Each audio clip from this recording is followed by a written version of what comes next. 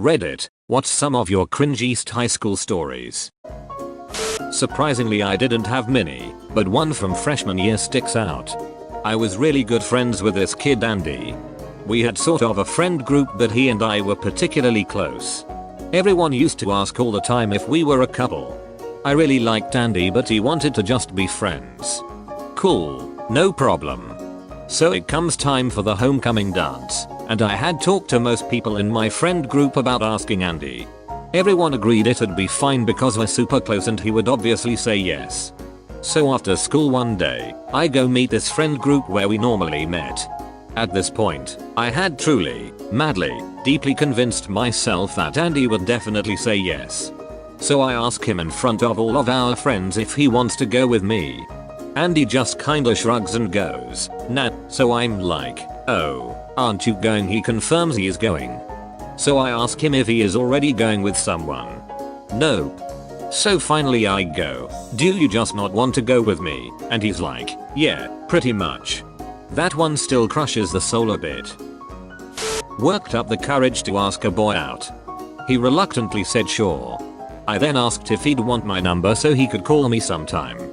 He again reluctantly said sure. I then proceeded to painfully carve my number into the back of his hand, to the point of almost drawing blood because I was too embarrassed to ask for his pen because mine wasn't working. He never called. Edit. To be clear, it was the pen I was using to inadvertently carve my number into his hand. Similar to how when you keep scribbling a pen on a piece of paper, trying to get it to work. Except in my nervousness I didn't think about how it was his hand and not paper, until it was too late and I knew I had dug my grave. Gotta be honest, if a chick carved her number into the back of my hand instead of asking for a pen, I'd be scared of being the first victim in a string of serial murders. I live in a hot tropical country.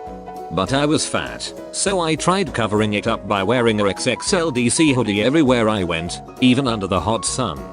People would ask me why I wore a jacket. I'd say I felt cold even though I was sweating visibly. Everybody knew why. I know that now. Obligatory as this was middle school, but I'm still kept up at night by this. I sent two girls, will you go out with me messages. Over the phone. At the same time. And they were next to each other. I did something similar in high school, but asking two exes to hook up, I was tipsy and dumb. They were next to each other at a party.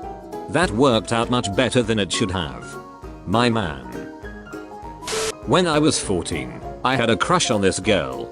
Her younger sister told me she had a crush on me back, which was false. So me being the incredible naive kid I was, decided to ask her out. Only I did it from my mom's phone, by asking my youth pastor to ask her for me. To no one's shock, and my complete embarrassment, she said no. What followed was easily the most awkward few weeks of my life at school. I wore cat ears and a kimono to school. Like, more than once. This ensemble was completed with neon fishnets, Doc Martens, and my blue Justin Bieber hair. I also wore a collar. Like, a legit collar. Not a choker. I was eating an awesome sandwich. It was so filling though. So I tossed it at the trash when I was done, but some random girl who probably has a very heated memory of this walked by and got sub-smacked. I awkwardly laughed because it was unexpected. She probably thinks I did it on purpose. I was constantly bullied in middle school. This one girl in particular has me marked as her go-to target. When I came home with a bruise on my arm, my mom asked what happened and I told her about the girl that beat me up. She replies with, oh. I know that girl's mama, and her mama had her when she was 15. You need to go to school and put her in her place. You can tell her that and she will back off. So, the next day, I went to school and when that girl started her shirt with me, I responded with well, at least my mom didn't have me when she was only 15. I then got beat to a pulp and shoved into a locker. I was so pissed at my mom after that. Had a group of kids on the school bus that gave me a hard time. One was very, very overweight. He was bragging about how big his arms were compared to mine. I said, yeah, because it's all fat. 300 pounds of offended came flying across the bus to hit me. Gave you the wrecking ball. My junior year of high school, I was taking a class called Sci-Fi and Fantasy. Predictably, we read books of said genre. We did readers theater. Each person in the class gets assigned a character on a voluntary basis. Anytime the character says something, the assigned person would say it aloud. The teacher was the narrator, and roleplay was involved if you choose to on a couple books, one being The Hobbit by J.R.R. Tolkien. So in this chapter of the book, my character, Thorin, had maybe 1 or 2 lines, so I was bored. This was the chapter where the eagles swooped down and saved the day from the orcs. As the group was saying goodbye, I forget how the book actually goes in this part to the specifics, please forgive me. To the eagles, my teacher stops and asks the group, anyone wanna like to do the eagle part? Gazes around the entire class and does a double take at me. I'm a fairly outgoing person, especially in that class with role playing. So I'm like, duck it. Why not, right? And out of the silence, with zero warning to anyone, I just screamed craw and did the best eagle screech I could do. It was pretty spectacular. Especially for being very much on a whim. Everyone stops and looks at each other. Now it's dead silent. Nobody knows what to do or how to react. So my teacher off by saying that my mouth made the noise.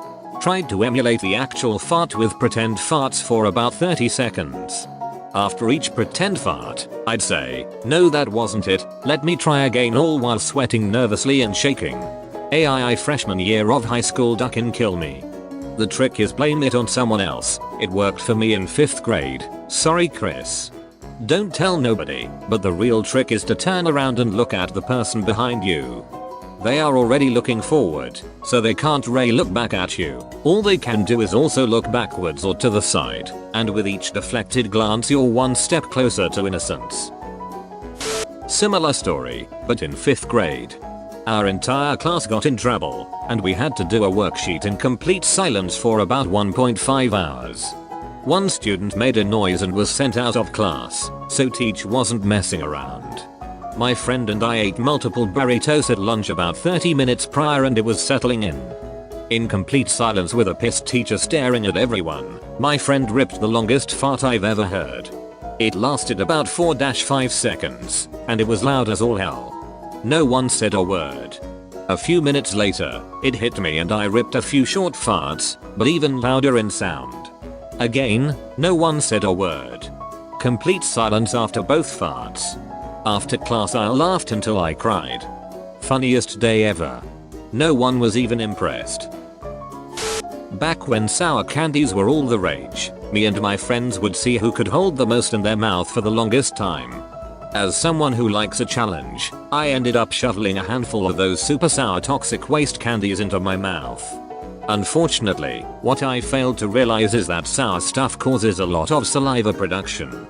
So when my crush entered the cafeteria and made eye contact with me, I smiled, and multicolored drool literally flooded out of my mouth and slathered itself all over my t-shirt. She said, "You," and walked away. I died a little inside that day. I did this as a freshman. I knew this kid in my class because I went to school with him for years beforehand and his sister dated my sister. We were taking a test and the class of about 35 kids were really focused on it. I had to rip one so bad, and for some reason I had a great idea.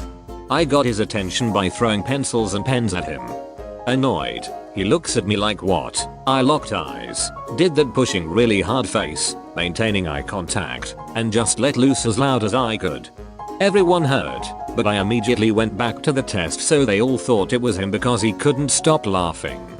He doesn't talk to me anymore. I wore a trench coat and a fedora all the time. Sometimes I wore headphones around my neck because I thought they made me look cool. I learned on the very last day of high school that they did not make me look cool when one of my friends said he only ate lunch with me because he thought I was going to become a school shooter.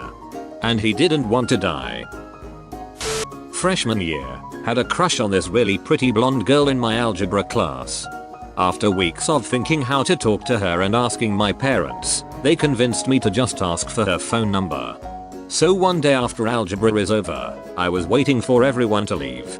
She was standing there with 2 to 3 friends, and I decided today had to be the day. I walked up, asked for her phone number. "I don't even know your name," I said okay and walked away. I will never forget this.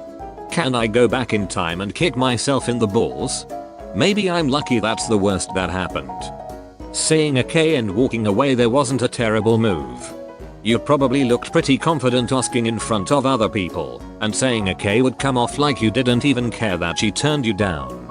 True, that move absolutely radiates off big penis energy.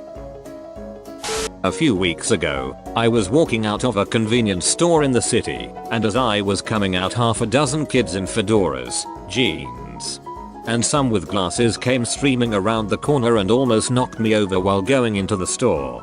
I immediately thought to myself that these Reddit atheist neckbeard teenagers need to duck off and watch where they are going. Until about 20 more of them come streaming around the corner to go into the store and I just managed to evade them before they stampede all over me and flatten me. That's when I look at the second wave of kids' clothing and dress closer, see that the second group is dressed in black and white dress shirts, pants, and vests, and realize that they're actually a bunch of Orthodox Jewish kids, and not a bunch of atheist neckbeard teenagers with Reddit accounts. I then chuckled and got on with the rest of my day. Easy to confuse the two groups.